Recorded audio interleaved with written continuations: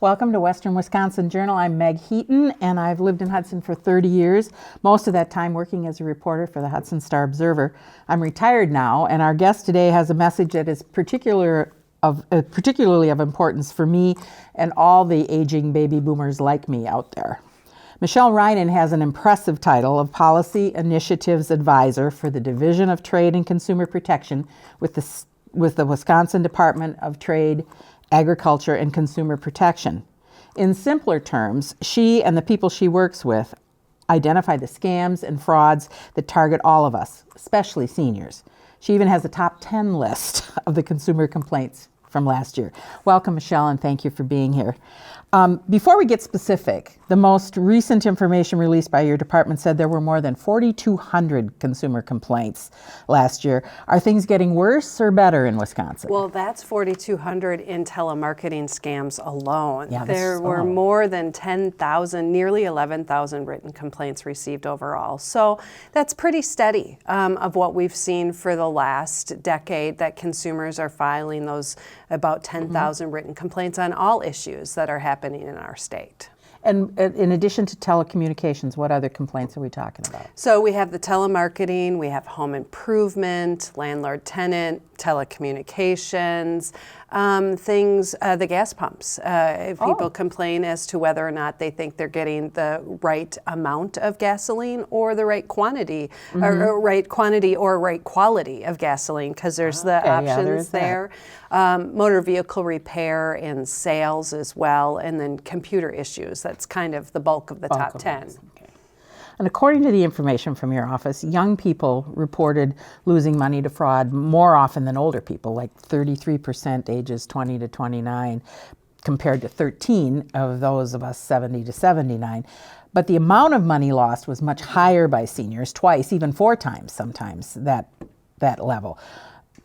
Why? We're smart. We watch crime shows. Why is this happening to us? Why are we the easy targets? Yeah, and that data is on a national level from our Federal Trade Commission for last year. And you're right. You're absolutely smart. But our older consumers are targeted by scam artists with a number of the unique scams that they try and perpetrate on older consumers. They try and throw people off balance as it relates to threats or intimidation or emotion or excitement and quick decision if you won a prize. You know, I mean, that's going to throw you off guard if you get an email that says, hey, I won a prize, click this link to, get it. Well, you're just going to go for it unless you stop, think, act, or react to a situation, which is really what we are trying to encourage consumers to slow down the pace a little bit because everything's very fast. Describe the scams that you see most often that indicate how people get hold of our hard-earned assets. So I think the number one scam that we see is the imposter scam, and that happens by phone.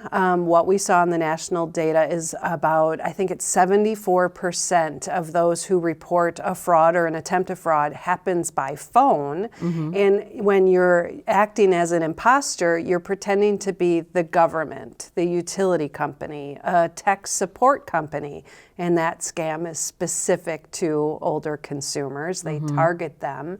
And so those are the ones that tend to make the most money overall to all consumers, but may also make more money to a older or senior consumer. And they're trying to, again, pretend that they're one of a company that's authoritative in nature or trusted, and then try to get you to respond. Send them a gift card for back taxes if it's the IRS. If it's Social Security Administration that they're pretending to be, I want you to verify your information or we're going to deactivate your account.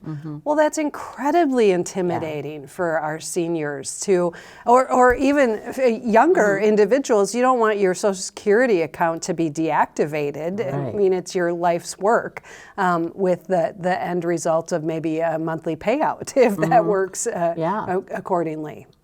Where do they get our telephone numbers? Well, that can happen a number of different ways. So they can through lead lists, which scam artists work to generate. And so that's basically just data mining or data compilation, if you will. There was a scam in 2011. It was the robocall for credit card interest rates. So Rachel or Carmen or Heidi or Wendy would call and offer to lower your credit card interest rate. They didn't know if you had a card. They didn't know what card you had. You could hit 1 to talk to a representative or hit 9 to get put on their internal do not call list. Well, when the Federal Trade Commission went in on that scam, the first phase of it, the whole purpose was to generate leads. Those consumers who would engage in that robocall and hit the buttons. And so Either one. Yeah, and so depending upon which way you reacted, that correspond to your phone number that they dialed, likely randomly through an auto dialer, but now they could build a unique set of individuals. These people would engage, these people at least hit a button, and these people just answered the phone and hung up. Well, each one of those had different values, and now the scam artists can sell them to one another. But then there's the random dialing, where they're just going to randomly dial phone numbers, and if they get a hit where someone answers, that's great, type situation. So there's, depending upon the scam, there's different ways that they get your phone number. Something that I've noticed just in the last couple of years is, didn't seem to me that cell phones used to be targeted. Our landline would be, but we didn't see it on cell phones. But now are all telephone lines or numbers? Well, through the auto dialer, everything is susceptible because they know the exchanges and the area codes and that aspect. But the other thing is as more data becomes available. So we had phone books, all the information's out there publicly unless you listed your number as private.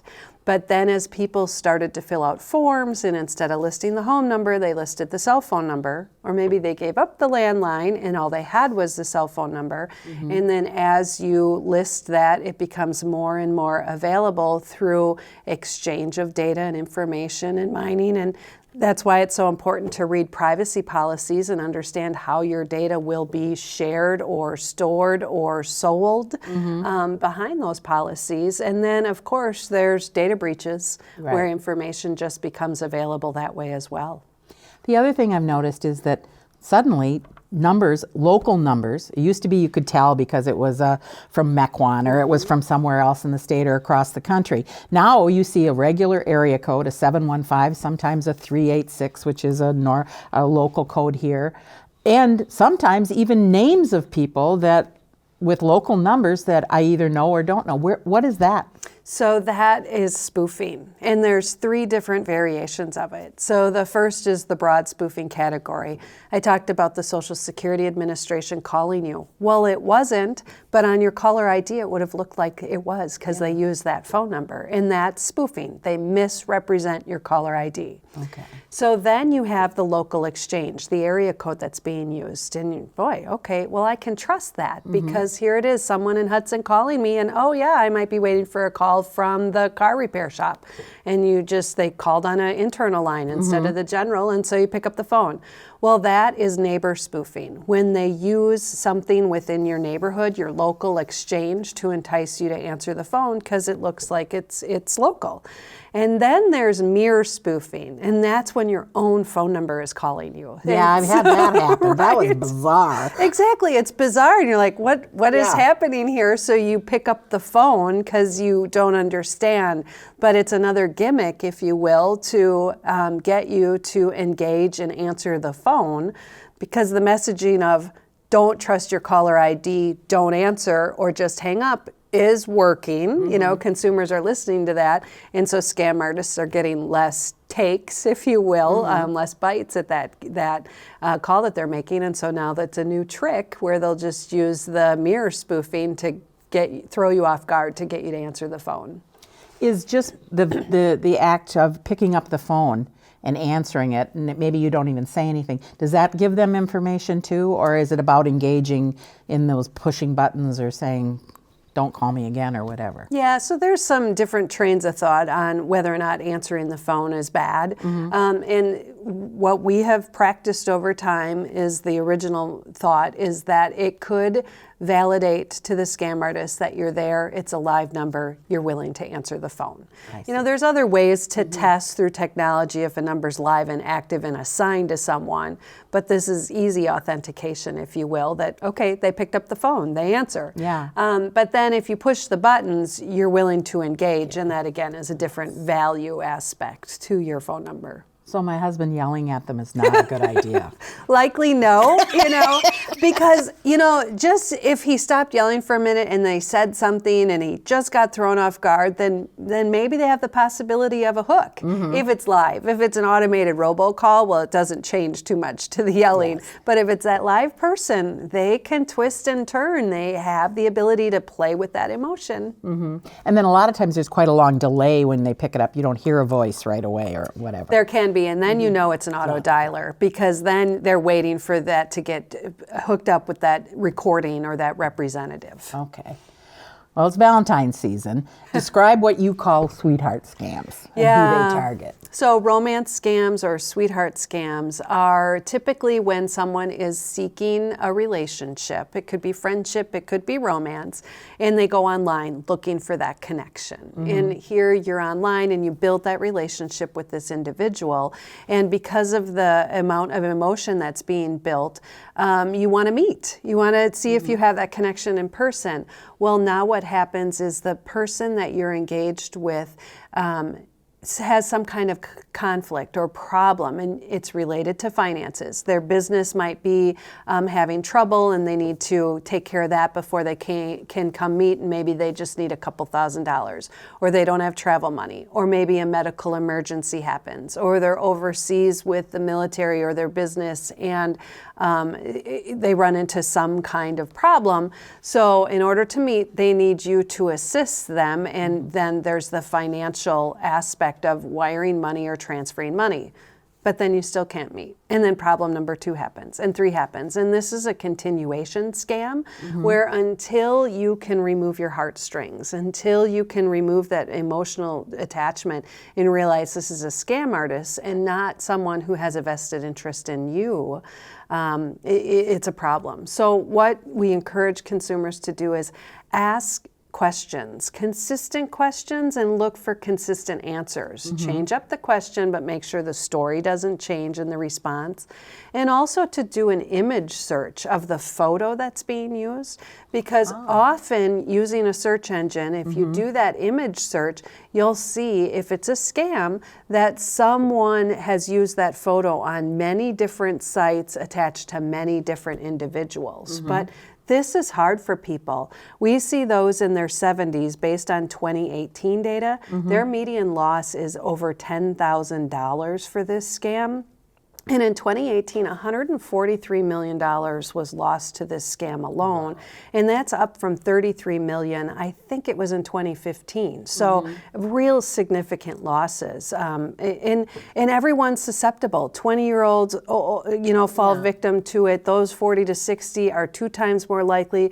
But 70-year-olds, that loss is so much higher for consumers. You mentioned questions to ask. What kind of questions are you talking about? Well, they can vary. We don't have anything specific, but be sure, where they're located, what their business is, maybe things about them as individuals. Because if they're trying to be many people, they might get their stories mixed up. Okay, good. Then you mentioned that there's the lottery and the contest and the sweepstakes cons. My dad, when he was 90, was convinced every time he got a Publishers Clearinghouse letter that he'd won all this money.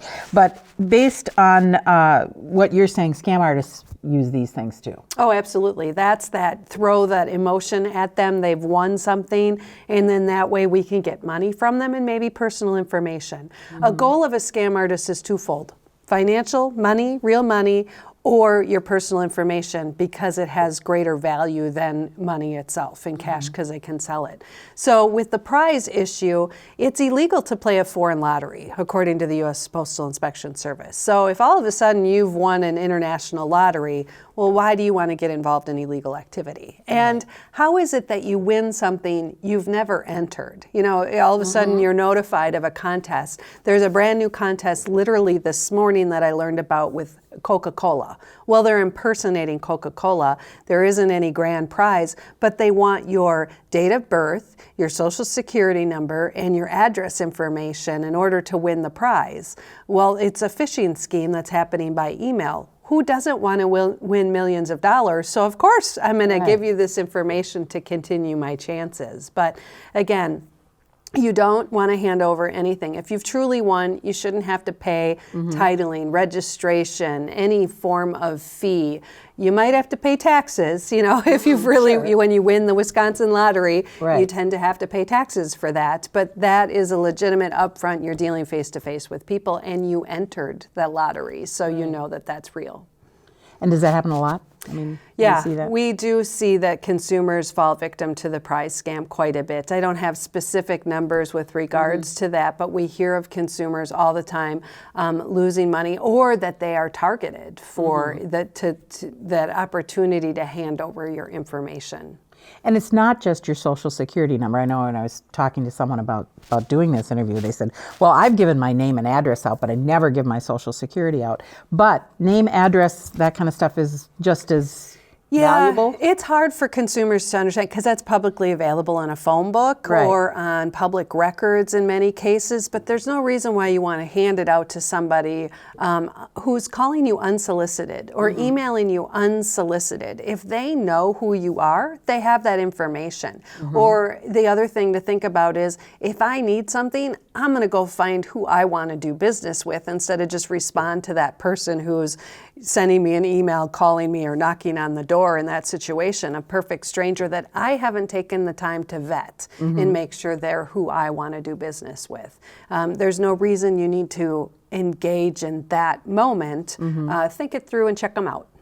And then also, I would imagine that right around now is tax time, and then when it's time to sign up for Medicare or your supplements, all of those time periods, you might get more calls than around those periods of time, right? You're absolutely right. We have all sorts of spikes throughout the season. So tax identity theft is right now that we're most concerned with, that people who are filing their taxes make sure they're first to the door, if you will, for that refund. But then we see the follow-up of the scams of the phone call that, oh, you haven't paid everything, pay by gift card and take care of it. It's the IRS calling. That was a very popular scam a couple of years ago. But then during open enrollment periods, we have all sorts of confusion. It's an easy process, but it's confusing information. And so who do you go to ask questions? You want to make sure you're going to the government officials to ask those questions, but you get inundated with, are there Medicare brokers? Are there different Medicare individuals? Well, should they be knocking on my door? Should Medicare be calling me about whether or not I need plan A, B, C, supplement D, type situation? And they don't make those random phone calls. They don't have individuals out there just knocking on their door. They're available for you to call, but they aren't in that fashion. And so scam artists will use anything to confuse you. One perfect example is when we received new Medicare cards a little while ago to replace the Social Security number on the cards. Well, there were scams going around saying, you just need to verify this and pay the $25 and we'll get you your card. It was an automatic process. You didn't need to do anything, and you certainly didn't need to pay, but it was an opportunity for them to confuse individuals. And we're fortunate in the state of Wisconsin to have the Adult Disabilities Resource Centers that provide all that information free of charge for anyone with regard to Medicare and all the things that it does. Absolutely. ADRCs are fabulous resources. We have the Consumer Protection Hotline as well to answer questions. I mean, something we're worried about that's right now that's not quite seasonal is the census. We have the 2020 census that will be happening, and so what scams will percolate around that? And so we're trying to make sure that the process is very transparent for individuals so they don't fall victim to any scams. Absolutely, absolutely. Living where we do, we've all been lured to warmer climates, and timeshares sometimes seem terrific, but what should people look out for there, and what about these overpayment scams and stuff like that? So timeshares, you want to be sure that if you're looking at buying one, that you are dealing with the entity that's going to be selling it, and that you know if you're walking into a really long pressured pitch. So usually there's some kind of enticement when you travel to come get the free dinner or get this high value coupon to some exploration event, go see the dolphins or something. But you have to spend hours and pressure, and your deal is only right now. Well, why can't that same package be available in 4 days when I'm ready to leave? Why do I have to decide in this moment? Those are things to really be on guard about. Why is it only available to spouses, and not singles can go to this because they may have the appropriate wealth in order to invest. So all things to say, these look like warning signs, and know that you're in a different state. So then your state protections for timeshares won't protect you. Wisconsin laws happen here in Wisconsin, transactions that happen here, but if you travel somewhere else, those laws will apply to that situation. So what you hear about protections here may not happen in another state. But if you've already invested in a timeshare and now you are thinking about trying to get rid of it, that resale process, that's where we see a number of scams. There is one that has many phases to it where you get a random phone call saying that they have a buyer. You get a phone call from a real estate agent or a broker or a timeshare reseller that says, we have a buyer for your timeshare. All you need to do is give us a down payment to help on the closing costs in advance in the filing fees, and then we'll arrange that. And then they give you a contract that looks, legitimate. It's a foreign buyer, so there's going to be some more hurdles. We need your identification information, and then there's a pause. And then you realize this isn't good. But then they come in with the second phase of the scam and say, hey, you're not following through on a legally binding contract. And so if you don't do that, we're going to take action against you, and it's a foreign contract on top of it. And so we're going to get the governments involved. Right, so now you have more intimidation. But then the third phase of this, and this is one of the most complex timeshare reseller things. Normally people are only at the phase one with the buyer. But that third phase is a situation where the whole thing was a hoax. The government's here to save the day, and we have a compensation fund. Just give us your personal information, including your bank account, and we'll get your refund wired right into your bank account. Yeah, that's a pretty complex one in dealing with some foreign entities and situations and scam artists, and it was dealt with at the state and federal levels. But it can get that complex and be that multi-phased where the losses just continue. So know when something is continuation after phase, and why isn't this done and stopped? It's okay to put a pause on things and start consulting with people if you didn't up front. And kind of just trust your gut if you just get a funny feeling about it. Absolutely. One of the other things that I read about was the check overpayment scams. What's that? Yeah, so this is often referred to as fake check scams, if you will, or advance fee scams. So let's say you are selling something on an online site. We'll just pick Craigslist because it's popular. And so you're selling your boat and you list it for $5,000. Well, someone comes in and says, I want that boat, and you arrange it, but they send you a check for $6,000 because they want you to send the boat here, and that will cost more money. So here's the $5,000 you wanted, plus $500 for the fact that I'm asking you to do something different, so for you, the difficulties, and then the $500 to take care of shipping the boat this other place. So you ship your boat, and you do the $500 to take care of that, and so you think you have $5,500 in the bank, and you maybe spend it, woohoo! But then a week or two later, the check comes back and it's fake, and it's not legitimate. It looked entirely legitimate. So you've lost your boat, you've lost $500 of your own money, and maybe you have overdraft because maybe you you thought you had you were $5,500 richer. So that can also happen in the form of job scams. When our 20-year-olds and our older consumers have reported mystery shopper situations or job opportunities where they get fake checks. So they're paid for work that they've done and maybe paid a little extra for uniforms or other supplies that they may need to purchase, but the checks are no good. And they've done the work or they've purchased the goods, and maybe you had to purchase them through that entity, and maybe they never came, but now they've gotten your money for those uniforms and things. Wow. Let's see. So are there red flags that people miss or we should watch for with any scam that we haven't talked about? I think there are some common things. If you are asked to wire money, that is a huge red flag, because a majority of the scams, when they report losses, the largest area is by wiring money. Okay. If you're asked to pay by gift card or prepaid card, that is another big indicator, because that's not the way people do business. I mean, that's not the way the government wants their payment. And so when the IRS says pay by iTunes, big red flag. Or a utility company, big red flag. Sure. If a government body or a large corporation is calling you out of the blue unsolicited, government doesn't make phone calls. I mean, they don't have the resources to be calling people individually. They want it documented. They start a letter process with people if you're delinquent in your taxes. So that is another red flag to remember, that government doesn't make phone calls, and so Social Security Administration and IRS calling is a no-no.